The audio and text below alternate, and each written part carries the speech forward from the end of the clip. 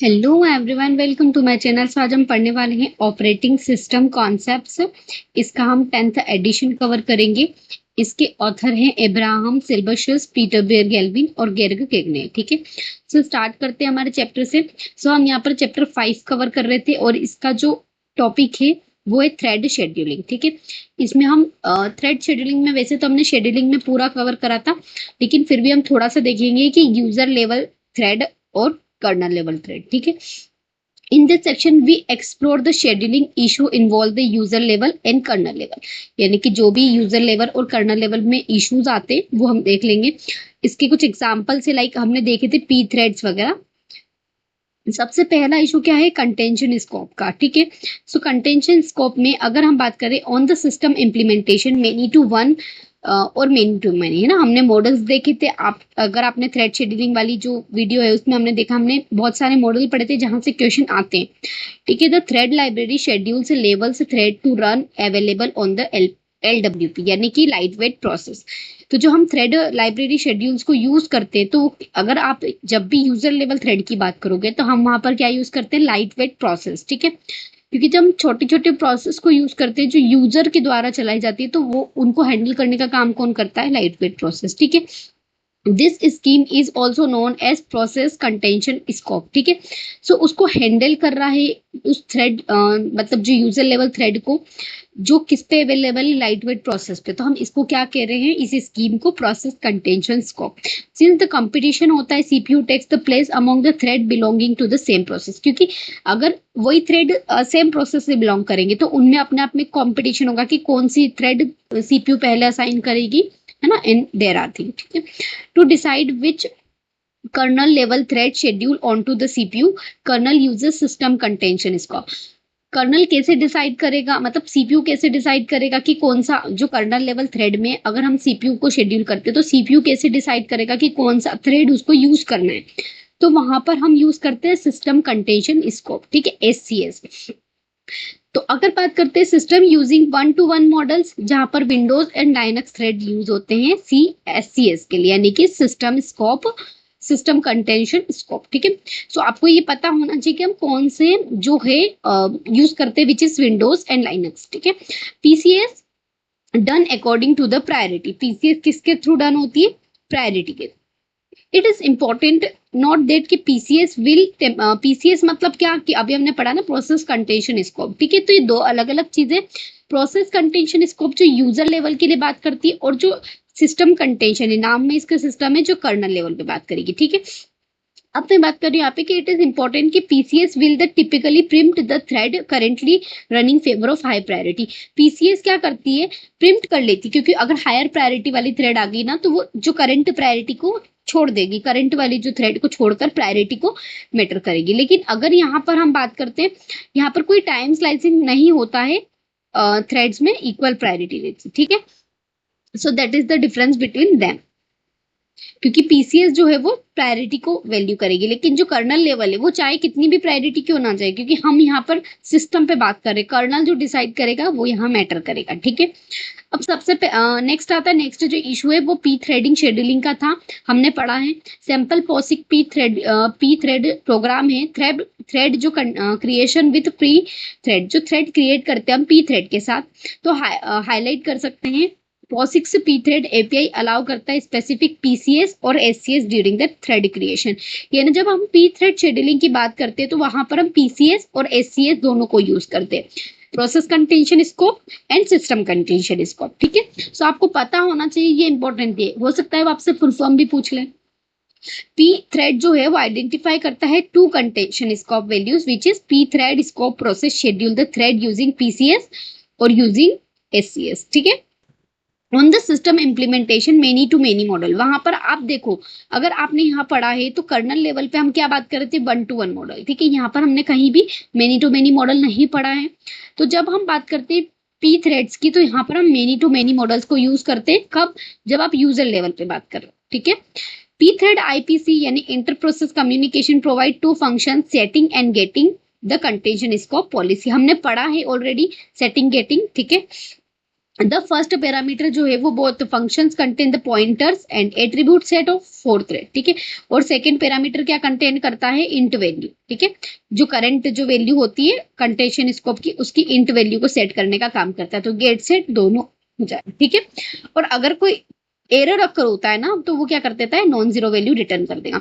So that is the parameter about this. It is not important as much, but जहां तक हमने यहाँ तक पढ़ा है ये इंपॉर्टेंट, ठीक है। आगे देखते हैं। अब हमारा नेक्स्ट टॉपिक है मल्टी प्रोसेसर शेड्यूलिंग, ठीक है। इट इज इंपॉर्टेंट, और इसमें हमने जैसे कि बहुत सारे कोर पढ़ने, तो ये देख लेंगे हम। If the multi processor CPU available to load sharing with multi threads में be run parallel becomes a possible. देखो क्या बोल रहा है कि जब हम मल्टीपल सीपीयूज की बात करते हैं तो वहां पर एक लोड शेयरिंग होता है। क्यों? क्योंकि वहां पर मल्टीपल थ्रेडिंग होती है, जहां पर आप पैरेलल बहुत सारी प्रोसेस को रन कर सकते हो, ठीक है। तो वहां पर क्या होता है कि वो थोड़ा कॉम्प्लेक्स हो जाता है, तो ये थोड़ा इश्यू क्रिएट करता है, ठीक है। ट्रेडिशनली यानी पहले के टाइम पे जो मल्टी प्रोसेसर टर्म क्या यूज करता था कि लाइक मल्टीपल फिजिकल प्रोसेसर होते थे, ठीक है। जहां पर हर एक प्रोसेस के पास अपना एक सिंगल कोर सीपीयू होता था। लेकिन वहां पर पता है क्या होता था कि हमारे पास सिर्फ कॉस्ट बहुत ज्यादा लगती थी। लेकिन आज की डेफिनेशन अगर हम मल्टी प्रोसेसर की बात करते हैं तो इट इज सिग्निफिकेंटली कि मॉडर्न कंप्यूटर सिस्टम में मल्टी प्रोसेसर मतलब कि एक ही सिस्टम आर्किटेक्चर में हम मल्टीपल सीपीयू रख रहे हैं, मल्टीपल थ्रेडेड रख रहे हैं ना, नोमा systems, heterogeneous multiple processing. So there are the difference, मतलब there are the meaning of the multiprocessor कि मल्टी कोर सीपीयू मतलब मल्टी कोर सीपीयू होंगे, उसी एक मल्टी प्रोसेसर में मल्टी थ्रेडेड कोर्स होंगे, नोमा आर्किटेक्चर होगा, या heterogeneous मल्टी प्रोसेसिंग होगा, ठीक है। In the first three example, we concatenate on the system with the processor are identically homogeneous. जो पहले थ्री एग्जाम्पल्स है वो हम एज ए मान सकते हैं कि आइडेंटिकल है एज ए होमोजेनियस, क्योंकि देखो हिट्रोजेनियस इसके नाम में ही अपने आप में हिट्रोजेनियस मल्टी है, यानी कि डिफरेंट होंगे, लेकिन ये जो तीनों हैं ये होमोजेनियस हो, ठीक है, इनकी फंक्शनैलिटी के अकॉर्डिंग। अब सबसे पहले आता है हमारे पास मल्टी प्रोसेसर शेड्यूलिंग, ठीक है। मल्टी प्रोसेसर यानी कि इसमें हम मल्टी प्रोसेसर यूज करेंगे। वन अप्रोच है सीपीयू शेड्यूलिंग की कि ऑल जो शेड्यूलिंग है वो डिसीजंस कौन लेता है, input output and other system handle करता है सिंगल प्रोसेसर, जिसको हम मास्टर सर्वर भी बोलते हैं। क्या बोल रहा है कि जब हम शेड्यूलिंग कौन डिसाइड करेगा, शेड्यूलिंग और इनपुट आउटपुट प्रोसेसिंग ये एक डिसाइड करता है, और दूसरी जो चीज है अदर एक्टिविटी हैंडल करने का काम किसका, सिंगल प्रोसेसर का, जिसको हम मास्टर सर्वर भी बोलते हैं। The asymmetric multi processor simple होता है, क्यों? क्योंकि हम वहां पर ओनली वन कोर एक्सेस करते हैं सिस्टम डेटा स्ट्रक्चर को, जहां पर हमको डेटा शेयरिंग की जो वो है नीड रिड्यूस हो जाती है, ठीक है। लेकिन अब हम स्टैंडर्ड अप्रोच की बात करते हैं जो कि सिमेट्रिक है, ठीक है। स्टैंडर्ड अप्रोच मतलब क्या कि for the supporting multi processor CPU, जहां पर आप क्या करते हैं हर प्रोसेसर का अपना एक सेल्फ शेड्यूलिंग होता है। वो एक सिंगल, जैसे कि यहाँ पर क्या हो रहा था कि एक सिंगल प्रोसेसर यूज कर रहे थे सभी को शेड्यूल करने के लिए, लेकिन हम यहाँ पर क्या करते हैं सिमेट्रिक में क्या होता है हर का अपना अपना शेड्यूलर होता है, ठीक है। जहां पर हम प्रोवाइड करते हैं टू पॉसिबल स्ट्रेटेजीज, जैसे कि ऑल थ्रेड में भी कॉमन रेडी क्यू, हर एक थ्रेड के पास अपना एक कॉमन रेडी क्यू होगा, ठीक है, क्योंकि यहाँ पर सेल्फ हो रहा है ना सारी चीजें, ठीक है, हर एक प्रोसेसर के पास। तो ये इंपॉर्टेंट पॉइंट है। इच प्रोसेसर में have on its private queue of thread, हर एक प्रोसेसर के पास अपना एक प्राइवेट क्यू थ्रेड हो, ठीक है। आगे देखते हैं। नेक्स्ट पॉइंट है हमारा मल्टी कोर प्रोसेसर, ठीक है। तो मल्टी कोर प्रोसेसर क्या होता है, ट्रेडिशनली अगर हम पहले के टाइम की बात करें तो एसएमपी सिस्टम अलाउ करता था several processes as run parallel by providing the multiple physical. अगर मल्टीपल फिजिकल प्रोसेसर होंगे तो डेफिनेटली हम वहां पर पैरेलल सेवरल प्रोसेसर्स को चला सकते हैं, कोई दिक्कत नहीं है। मोस्ट कॉन्टेम्पररी जो कंप्यूटर हार्डवेयर होता है हमने उनको नाउ प्लेसेस कर दिया मल्टीपल कंप्यूटिंग कोर्स में। उसके हमने उस जो प्रोसेसर है उस हार्डवेयर के अंदर ही हमने क्या करा है मल्टीपल कंप्यूटिंग कोर्स को स्टैब्लिश कर दिया, ठीक है। सम फिजिकल चिप्स लाइक हम उसमें स्टैब्लिश कर सकते हैं, रिजल्टिंग जिससे क्या रिजल्ट हुआ मल्टी कोर प्रोसेसिंग। मतलब क्या बोल रहा है कि एक हार्डवेयर है उसमें हमने मल्टीपल कंप्यूटिंग कोर्स स्टैब्लिश कर दिए on the same physical chip में, ठीक है, उसी सेम फिजिकल चिप में, तो वो हमारे लिए मल्टी कोर प्रोसेसर बन गया, ठीक है। अब यहाँ पर एक सिचुएशन क्रिएट होती है जिसको हम मेमोरी स्टाल कहते हैं। ये कब अक्कर होती है, तो ये इंपॉर्टेंट है कि देख लेते हैं। तो देखो, मॉडर्न जो प्रोसेसर है ऑपरेट करता है as much as a faster speed than memory. Obviously अब ये स्पीड, जैसे कि अगर हम रजिस्टर की बात करें तो वो रजिस्टर मेमोरी से ज्यादा स्पीड है उसकी, ठीक है। सो आजकल की मॉडर्न प्रोसेसर में यही चीज हो रही है। तो जब क्या होता है कि मेमोरी स्टाल जो है अक्कर होता है क्योंकि कैशे में सो, ठीक है। तो अगर मैं मेमोरी स्टॉल की अकर होने का रीजन पूछूं तो क्या बोलोगे, कैशे मिस, ठीक है। In this scenario the processor can spend the 50% of its time waiting of data become available for the memory. कितना 50% वेटिंग टाइम करता है वो। इसीलिए तो आपसे ये चीज इंपॉर्टेंट है, इसलिए मैंने हाईलाइट करी, क्योंकि कितने परसेंट ऑफ टाइम वेट करता है वो, तो 50% इन दी मल्टीकोर प्रोसेसर, ठीक है। सो मल्टीकोर प्रोसेसर में इंपॉर्टेंट चीज थी। अब देखते हैं मेनी रिसेंट हार्डवेयर डिजाइन। आज के टाइम पे हम क्या करते हैं, मल्टी थ्रेडेड प्रोसेसिंग कोर को यूज करते हैं, जहां पर 2 या 2 से ज्यादा हार्डवेयर थ्रेड यूज होते हैं, ठीक है। अगर हम एक हार्डवेयर थ्रेड इंस्टॉल्स की बात करते हैं तो वेट करता है फॉर मेमोरी के लिए, core can switch another thread. और जो दूसरा है, मतलब क्योंकि हमारे पास एक या एक से ज्यादा हार्डवेयर है, तो एक अगर वेट कर रहा है तो दूसरा स्विच कर जाएगा अनोदर थ्रेड पे, ठीक है। So this is the scenario of modern computer, ठीक है। अब आगे हम बात करते हैं etch hardware thread maintain architecture state, instructions pointer and register state. यहाँ क्या बोल रहा है कि जो हार्डवेयर थ्रेड है वो आर्किटेक्चर स्टेट को भी मेंटेन करता है, इंस्ट्रक्शन पॉइंटर को भी और रजिस्टर सेट को भी, ठीक है। अगर हम बात करें लॉजिकल सीपीयू की, जहां पर अवेलेबल होता है रन फॉर सॉफ्टवेयर थ्रेड के लिए, जो क्योंकि अगर हम लॉजिकल सीपीयू की बात करें तो वो सॉफ्टवेयर थ्रेड पे रन होगा। टेक्निकली हम इसको क्या बोलते हैं, चिप मल्टी थ्रेडिंग, ठीक है, सीएमटी। तो आपको ये भी पता होना चाहिए कि हम चिप मल्टी थ्रेडिंग किस टेक्निक को बोल रहे हैं, ठीक है। आगे देखते हैं Intel processor use the term hyper threading, ठीक है। अब हाइपर थ्रेडिंग अपने आप में एक वर्ड है, इसको हम साइमल्टेनियस थ्रेडिंग भी बोलते हैं। साइमल्टेनियस मतलब क्या, कि हम एक साथ मल्टीपल थ्रेड को चला रहे हैं, this is called hyper thread, ठीक है। Assigning to multiple hardware thread, obviously है ना, as on a single processing core, यानी कि प्रोसेसिंग कोर एक होगा लेकिन वहां पर हम मल्टीपल थ्रेड को प्रोसेस कर सकते हैं, that is called the hyper threading और साइमल्टेनियस मल्टी थ्रेडिंग, ठीक है।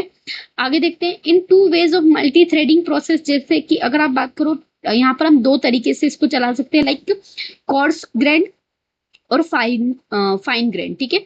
तो ये 2 टाइप की थ्रेडिंग होती है। देखो नाम थोड़े से वियर्ड है, दैट इज वाई कि इसके डेफिनेशन तक हम डीप में नहीं जाएंगे, लेकिन इसके जो वेज हैं आपको पता होना चाहिए कि आप किस तरीके से 2 मल्टी थ्रेडेड को ऑपरेट कर सकते हो, ठीक है। सो याद रखना, कोर्स ग्रेन और फाइन ग्रेन, ठीक है। नेक्स्ट आगे देखते हैं।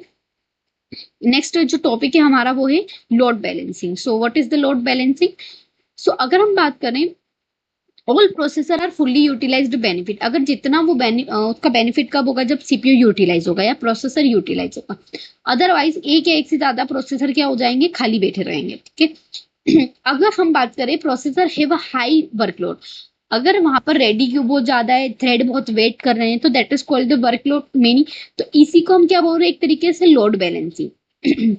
लोड बैलेंसिंग अटेम्प्ट करता है to keep the word load evenly distribute across the all processor in the SMP system, ठीक है। एसएमपी सिस्टम में हम क्या करते हैं सारे ही जो वर्कलोड को इवनली डिस्ट्रीब्यूट कर देते हैं, ठीक है। इट इज इंपॉर्टेंट कि load balancing is typically necessary, क्योंकि ऑब्वियसली अगर एक साथ इतना लोड पड़ेगा तो हमारा सीपीयू क्रैश हो सकता है, कर्नल क्रैश हो सकता है, उस परफॉर्मेंस पे अफेक्ट कर सकता है। और private ready queue in eligible to the thread of execute. क्या बोल रहा है कि अपना जो लोड बैलेंसिंग अगर सिस्टम है तो हर प्रोसेसर के पास अपना एक प्राइवेट रेडी क्यू होता है, ठीक है। तो वो अपना एक थ्रेड एग्जीक्यूट कर सकता है। So that is the benefit of load balancing, ठीक है। 2 जनरल अप्रोचेस यूज करते हैं हम लोड बैलेंसिंग में, push migration and pull migration, ठीक है। सो पुश माइग्रेशन क्या होता है, जहां पर हम क्या करते हैं, स्पेसिफिक टास्क पीरियडिकली चेक करता रहता है लोड को ऑन ईच प्रोसेसर। हर प्रोसेस के लिए एक स्पेसिफिक टास्क होता है। It find to imbalance evenly distribute कर देता है लोड बाय मूविंग या pushing thread from overloaded idle और लेस बिजी प्रोसेसर। यानी कि हम इसमें क्या करते हैं, पुश करते हैं या हम उस थ्रेड को मूव कर देते हैं अगर ओवरलोड होता है तो, ठीक है। और पुल मतलब क्या, occur when the idle processor pull waiting task from busy processor, वो वेट टास्क को क्या करता है, पुल अपनी साइड खींच लेता है। मतलब पुल मतलब अगर अगर वो वेट कर रहा है तो वो थोड़े टाइम के लिए अपने पास रख लेगा, ताकि प्रोसेसर जब तक बिजी है तब तक वो उसको वेट ना करना पड़े, ठीक है। So that is the two different approaches we will use in the push and pull, ठीक है। नेक्स्ट जो टॉपिक है हमारा प्रोसेसर एफिनिटी। प्रोसेसर एफिनिटी अब समझते हैं, the content of cache memory must be invalidate for the first processor cache and second processor is repopulated. तो जो कैशे मेमोरी में हमारे पास दो टाइप की चीजें होती हैं, लाइक फर्स्ट प्रोसेसर क्या करता है और सेकेंड प्रोसेसर, तो invalidate and repopulate. Because the high cost of invalidating और रिपॉपुलेटिंग, इनकी जो हाई कॉस्ट की वजह से एसएमपी सपोर्ट करता avoiding to migrating thread one processor to another processor, ठीक है। जहां पर हम क्या करते हैं, instant attempting to keep the threading running same processor, हम क्या करते हैं उसको वार्म कैशे में अपलोड कर देते हैं, यानी कि हम उसको अटेम्प्ट करने की बजाय उसको थोड़ी देर के लिए कैशे में मूव कर देंगे, ठीक है। This is called a processor affinity. यहाँ पर क्या बोल रहा है कि processor has affinity the processor on which the currently running. Processor affinity सिर्फ उस पर ज्यादा फोकस करेगा जो करंटली रनिंग पे बात कर रहा है, ठीक है। और यहाँ पर हम सिर्फ क्या कर रहे हैं, हम क्योंकि हमारे पास अगर सेम दो प्रोसेस हैं तो हम यहाँ पर माइग्रेटिंग को अवॉइड कर रहे हैं और सिंपली वार्म कैशे को यूज कर रहे हैं, ठीक है। आगे देखते हैं, processor affinity take the several from operating system has a policy to attend the processor running on the same process. Same ऊपर वाली बात लिखिए, बट यहाँ पर क्या हो रहा है कि no guarantee to it will do so, आगे भी ये करेगा। This situation is known as soft affinity, ठीक है। लेकिन अगर जहां पर स्ट्रिक्टली है कि भाई गारंटी भी दे रहा है और वो एक सबसेट प्रोसेसर को अलाउ कर रहा है, तो वो हो जाएगा hard affinity. So there is the two difference between कि सॉफ्ट एफिनिटी में कोई गारंटी नहीं होती है ना, वो जो अपने लेवल पे वर्क करता है, लेकिन देयर इज सम इशू क्योंकि वो सॉफ्ट लेवल पे, सॉफ्टवेयर लेवल पे काम कर रहा है, ठीक है। हार्डवेयर लेवल पे अगर हम बात करते हैं तो यहाँ पर हमको गारंटी मिलती है, ठीक है। आगे देखते हैं, नेक्स्ट जो टॉपिक है हमारा वो है हिट्रोजेनियस मल्टी प्रोसेसिंग। सो अगर बात करते हैं, some system now design using cores run on same instruction, हम पढ़ चुके हैं already, in terms of clock speed and power management. अब आप अगर आप जानते हैं कि हमारे जो आजकल हम कोर्स को यूज कर रहे हैं सेम इंस्ट्रक्शंस पे जो वर्क करते हैं, जिसमें हम क्लॉक स्पीड और पावर मैनेजमेंट को यूज करते हैं, तो उनमें एबिलिटी होती है कि पावर कंज्यूम कर सके at the point of idle of the core. अगर कोर खाली है, कोर फ्री है, कोर वर्क नहीं कर रहा है, तो वो अपना पावर कंज्यूम करेगा, ठीक है। Such system is known as heterogeneous multi processing, ठीक है। हेट्रोजेनियस का नाम है कि वो डिफरेंट डिफरेंट लेवल पे वर्क कर रहा है, यानी वो उनका अपना एक कह सकते हैं पावर मैनेजमेंट सिस्टम है, पावर कंजप्शन सिस्टम है, ठीक है। So that is called the heterogeneous. It is not important as much, that is why कि हम इसमें डीप में नहीं जा रहे हैं। अब हमारा नेक्स्ट और इंपॉर्टेंट टॉपिक है which is real time CPU scheduling, ठीक है। So real time CPU scheduling क्या कहता है, तो इसमें कुछ इश्यूज हैं, स्पेशल इश्यूज जो हम पढ़ेंगे। सबसे पहले आता है सॉफ्टवेयर रियल टाइम और हार्डवेयर रियल टाइम। तो सॉफ्टवेयर रियल टाइम सिस्टम में कोई गारंटी नहीं होती है, जैसा कि हमने अभी ऊपर देखा, as when a critical real time process will schedule. क्या बोल रहा है कि जो सॉफ्टवेयर रियल टाइम सिस्टम है उसमें कोई गारंटी नहीं होती कि वो क्रिटिकल रियल टाइम को शेड्यूल करेगा, जबकि दे गारंटी, वो सिर्फ गारंटी किसकी देगा, process will give the preference of non critical process, ठीक है। नॉन क्रिटिकल प्रोसेस के लिए वो गारंटी दे सकता है, बट जो क्रिटिकल प्रोसेस है उनके लिए उनकी कोई गारंटी नहीं है। अब हार्ड रियल टाइम की बात करते हैं तो it is stricter requirements, obviously it is just opposite of the software real system, ठीक है। So hardware real system is stricter than software real system, ठीक है। सो हम इसमें कुछ टर्म्स पढ़ने वाले हैं जो कि बहुत ही ज्यादा इंपॉर्टेंट है, तो इनको आप ध्यान से याद कीजिए कि मिनिमाइज लेटेंसी। सबसे पहले समझते हैं कि what is the minimising latency. Event में arise either software as time expire. अगर हम सॉफ्टवेयर इंटरप्ट की बात करते हैं या फिर इवेंट्स की बात करते हैं तो that is called the time expire, की टाइम पीरियड खत्म हो गया। और अगर मैं हार्डवेयर की बात करती हूँ तो ये कब होगा, जब रिमोटली कंट्रोल्ड होगा या कोई जैसा हम डिटेक्ट कर पा रहे हैं कोई obstruction. So that is called the hardware interrupt या हार्डवेयर इवेंट्स हम कह सकते हैं। We refer to event delay कब होगा, जब amount of time is elapse with when event occur when serve. मान लो कि आप इवेंट अकर हुआ और आपने सर्व कर दिया, तो जो टाइम इलेप्स हुआ इतनी देर में, जो टाइम हमको मिला वो हम क्या कह रहे हैं, इवेंट लेटेंसी। ठीक है, जितनी, जैसे कि मान लो अभी जैसे ही 1 सेकंड में अकर हुआ और दूसरे सेकंड में मैंने प्रोवाइड कर दिया, जो जो 1 सेकंड का टाइम लगा वो हमारा इवेंट लेटेंसी कहलाता है। ठीक है, आगे देखते हैं, two types of latency affect the performance of real time system. दो टाइप की लेटेंसी जो है वो हमारे रियल टाइम सिस्टम को अफेक्ट करती है, विच इज इंटरप्ट लेटेंसी और डिस्पैच लेटेंसी। ठीक है, ये दोनों इंपॉर्टेंट है, इनसे क्वेश्चन आते हैं, इनकी डेफिनेशन सिंपली हमें पता होनी चाहिए। सो फर्स्टली आता है interrupt latency. It is refer the period of time from the arrival of an interrupt at the CPU.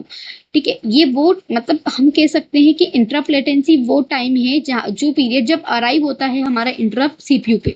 मान लो कि सीपीयू है, यहाँ पर हमारा इंटरप्ट अक्कर हो गया to the start of routine that serve as the interrupt. अब हम क्या कर रहे हैं, हमारे रूटीन हमने स्टार्ट कर दिया, जैसे ही वो इंटरप्ट अक्कर हुआ और आपने उसको सर्व कर दिया। When interrupt occur, the operating system क्या करता है, पहले अपनी जो इंस्ट्रक्शन है उसको कंप्लीट करेगा, एग्जीक्यूटिंग को डिटरमाइन करेगा कि कौन सा किस टाइप का इंटरप्ट अक्कर हुआ है, क्योंकि हमारे पास इंटरप्ट भी बहुत सारे होते हैं, लाइक मास्केबल, नॉन मास्केबल, है ना, मेनी टाइप्स आर देयर। सो सबसे पहले वो प्रायोरिटी चेक करेगा कि भाई वो मास्केबल है या उसको इग्नोर किया जा सकता है या नहीं। ठीक है, it must then save the state of current process. और ये क्या करेगा भाई, ऐसे ही थोड़ी कि डायरेक्टली हम उसको प्रोवाइड कर देंगे, पहले वो जो करंट इंस्ट्रक्शन है जहां तक वो इंस्ट्रक्शन हुई है उसको सेव करेगा, और बिफोर सर्विंग द इंटरप्ट, उस इंटरप्ट को सर्व करने से पहले, उस इंटरप्ट को मूव करने से पहले। ठीक है, और हम इसमें किसका यूज करते हैं, using the interrupt service routine. तो आईएसआर का यूज इंटरप्ट लेटेंसी में होता है। ठीक है, the total time required to performance this task is called the interrupt latency. आप ये जो सारी परफॉर्मेंस कर रहे हो, जो प्रोसेस कर रहे हो, कि आप इंटरप्ट, मान लो कि हम एक प्रोसेस रन कर रहे हैं और इंटरप्ट अकर हुआ तो मैं पहले इस प्रोसेस को सेव करूंगी। ठीक है, और इस प्रोसेस को सेव करने के बाद में जैसे ही सेव हो जाएगा उसके बाद में जाके उसको अपनी प्रोसेस को देखूंगी। ठीक है, ताकि हमारा जो ये प्रोसेस हुआ है ये वेस्ट ना हो जाए।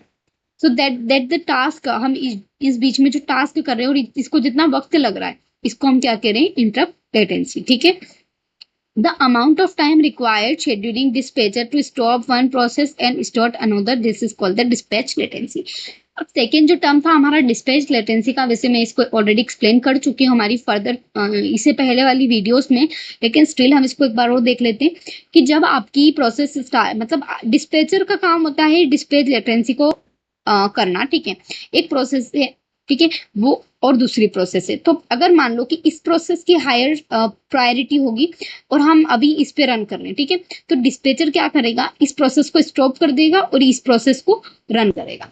ठीक है, so that is the call कि वो शेड्यूल कर रहा है और जो टाइम उसको लग रहा है इसको क्या स्टॉप करने में एक प्रोसेस को और अनदर प्रोसेस को स्टार्ट करने में, तो इस समय को हम क्या कह रहे हैं, डिस्पैच लेटेंसी। ठीक है, provide the real time task with immediate access of the CPU mains.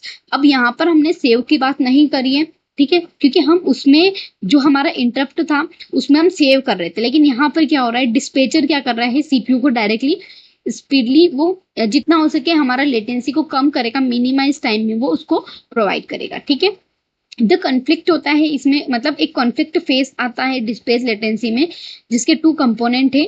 तो देख लेते, जो प्रीमियम कब होगा एक प्रोसेस का, कि जब हम कर्नल मोड पे रन कर रहे हैं, ऑब्वियसली कर्नल पे होगा तो वो क्या करेगा, अगर कर्नल है तो वो प्रिम्प्ट कर लेगा, और या फिर आप क्या कर सकते हो, हम लोअर प्रायोरिटी प्रोसेस को रिलीज करके हायर प्रायोरिटी को मौका दे रहे हैं, ऑब्वियसली हाई प्रायोरिटी आएगा तो वहां पर भी डिस्पैच क्या करेगा, प्रायोरिटी किसको देगा, हायर वाली को। ठीक है, इसको हम रिमूव कर देंगे। सो यहाँ पर इमीडिएट काम होता है, तो आपको डिफरेंस भी पता होना चाहिए, what is the difference between dispatch और इंटरप्ट। इंटरप्ट में हम पहले एग्जीक्यूशन या प्रोसेस को सेव कर रहे हैं and then we will move on another process. ठीक है, so this is about the dispatch latency. ठीक है, अब आगे हम बढ़ते हैं प्रायोरिटी बेस्ड शेड्यूलिंग पे, तो जहां पर आप नाम से स्पष्ट है कि हम प्रायोरिटी की तरफ मूव करेंगे। रियल टाइम प्रोसेसेस में ऑब्वियसली 2 टाइप की प्रायोरिटी होती है। देखो, प्रायोरिटी बेस्ड जो होती है ना वो भी 2 टाइप से होती है, एक तो प्रीमिशन और एक नॉन प्रीमिशन। अब प्रीमिशन कब होगा, जब कोई हाई प्रायोरिटी की जो वैल्यू हाई प्रायोरिटी की आ जाएगी तो हम प्रिम्प्ट कर लेंगे हमारी प्रोसेस को। ठीक है, so that is the higher priority become available to the run. Obviously मैंने आपको बता दी सारी चीजें कि हायर प्रायोरिटी, और इसको हमने डिटेल में कवर भी कर लिया। ठीक है, अब अगर हमारा नेक्स्ट जो टॉपिक है which is rate monotonic scheduling, ठीक है। तो रेट मोनोटोनिक शेड्यूलिंग जो एल्गोरिथम है वो कब यूज करते हैं, पीरियोडिक टास्क के लिए, using the static periodic policy with प्रीम्पशन, ठीक है। So it is the definition of rate monotonic scheduling algorithm. यहाँ से यहाँ तक की इंपॉर्टेंट है कि आपसे पूछा जा सकता है ना कि आप पीरियोडिक टास्क या स्टैटिक प्रायोरिटी किस में यूज करते हो, तो there is the rate monotonic, ठीक है। अगर कोई लो प्रायोरिटी प्रोसेस रन करती है and high priority process available हो तो it will be prompt obviously, क्योंकि लोअर प्रायोरिटी को तो हम छोड़ ही रहे हैं ना किसी भी कंडीशन में, तो यही कंडीशन रेट मोनोटोनिक में भी होगी। शॉर्टर पीरियड, अब देखो एक चीज इंपॉर्टेंट है यहाँ पर कि इनवर्सली प्रोपोर्शनल का फंडा यूज हो रहा है कि जितना शॉर्टर टाइम होगा हाई प्रायोरिटी उसकी उतनी होगी, ठीक है। तो shorter period time high priority, long period time lower priority, तो पीरियड और priority is inversely proportional to each other, ठीक है। सो इंपॉर्टेंट है, याद रखना। अब rate monotonic scheduling consider optimal है। It is set to process can not be scheduled by algorithm, it can not scheduled by any algorithm that assign to static time. हम बात करते हैं कि हम rate monotonic is consider optimal, लेकिन अगर कोई इसको एल्गोरिथम के द्वारा शेड्यूल नहीं कर सकते और ना ही हम इसको किसी स्टैटिक प्रायोरिटी के द्वारा शेड्यूल कर सकते हैं, it is only scheduled by high priority, ठीक है। So this is about the rate monotonic system, ठीक है। अब आगे हम नेक्स्ट जो है हमारा अर्लीस्ट डेट फर्स्ट शेड्यूलिंग, इनके बारे में तो बहुत सारे लोगों ने नाम भी नहीं सुना होगा, but it is the part of our syllabus, ठीक है। तो ईडीएफ यानी अर्लीस्ट डेडलाइन फर्स्ट शेड्यूलिंग में हम क्या करते हैं, असाइन द प्रायोरिटी डायनेमिकली। अब आपने डिफरेंस देखा कि जब हम रेट मोनोटोनिक की बात कर रहे थे तो वहां हम स्टैटिक को यूज कर रहे थे, ठीक है, स्टैटिक प्रायोरिटी। यहाँ हम डायनेमिकली यूज करेंगे प्रायोरिटी को in the deadline. Earlier the deadline उसकी प्रायोरिटी हायर होगी। तो आपको पता होना चाहिए आप प्रायोरिटी यूज कर रहे हो, लेकिन आपको प्रायोरिटी किसके बेस पे होनी चाहिए, अकॉर्डिंग टू द डेडलाइन, ठीक है। और अगर लेटर प्रायोरिटी होगी तो उसकी लोअर प्रायोरिटी होगी। प्रायोरिटी में have adjusted to reflect the deadline on the newly runnable.